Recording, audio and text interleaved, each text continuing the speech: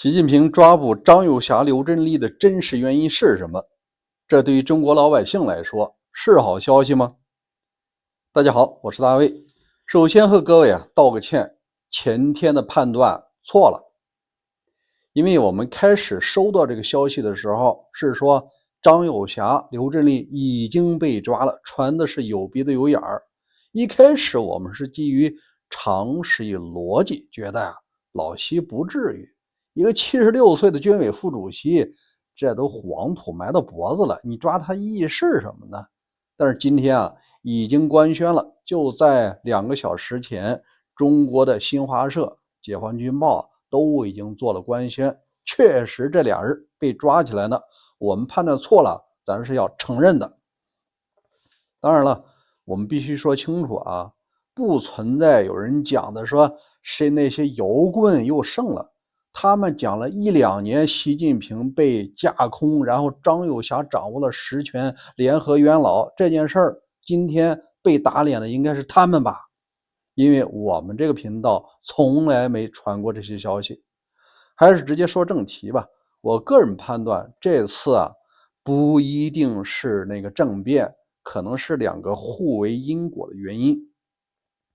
因为在今天，我看有些大 V 又开始传了，说张友侠和总参谋长俩人调兵进京，要抓习近平，然后呢，被身边的副参谋长什么机要秘书告密了，导致这个功败垂成，说中国民众错失了一次翻身的机会。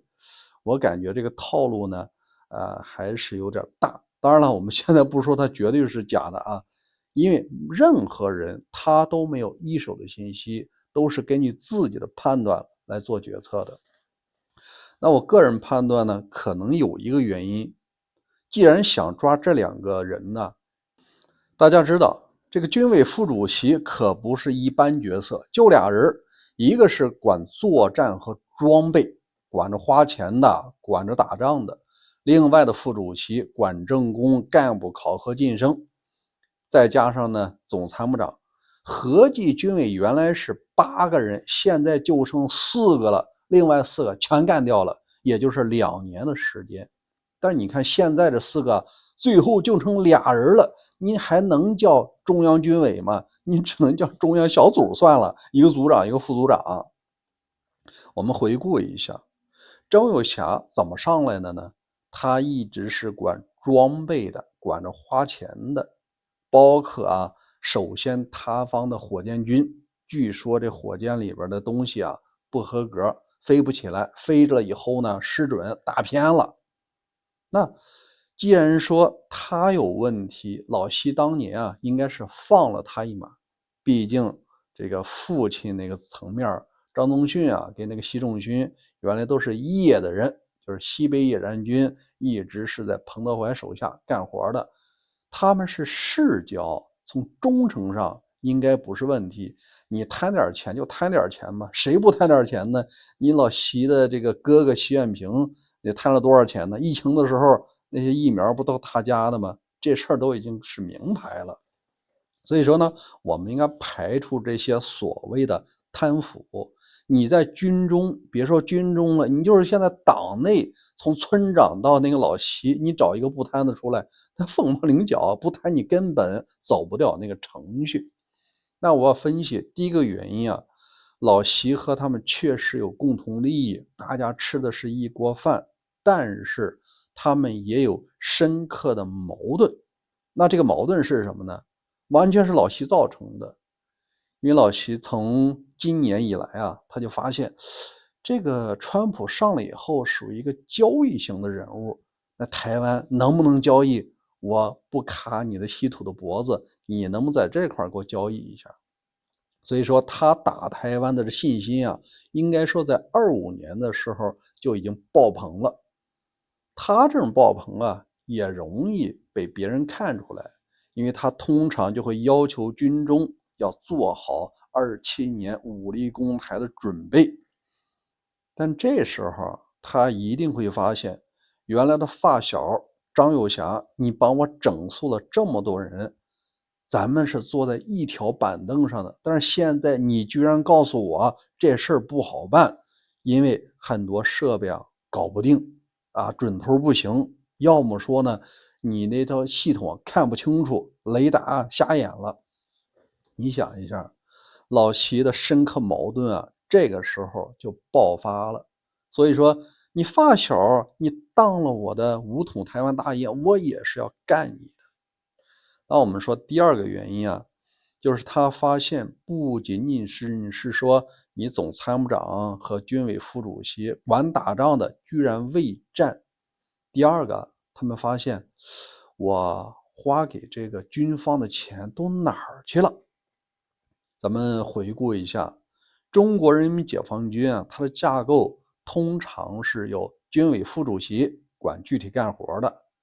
第二接下来是三总部架构，最重要的那就是管作战情报花钱系统的这个总参谋部最重要的是这个作战部门，一部二部是情报，三部是侦察。第二总政治部管晋升，第三个是后勤部管所有的钱粮。后来呢又增加了一个总装备部，而张幼霞就是总装上来的。总装是管火箭、火箭军，包括什么上天的卫星吃喝拉撒他不管，所有的装备他管。虽然说老西军改以后改了名字了，换汤不换药，联合参谋部就是原来的总长，政治作战部就是总政，对吧？后勤不是改了一下。正是因为如此他就发现我当初花的这个钱落在了谁的口袋？你这个张幼霞脱不了干系吧？你当时就管着这个采购第二他发现火箭军为什么整体沦陷？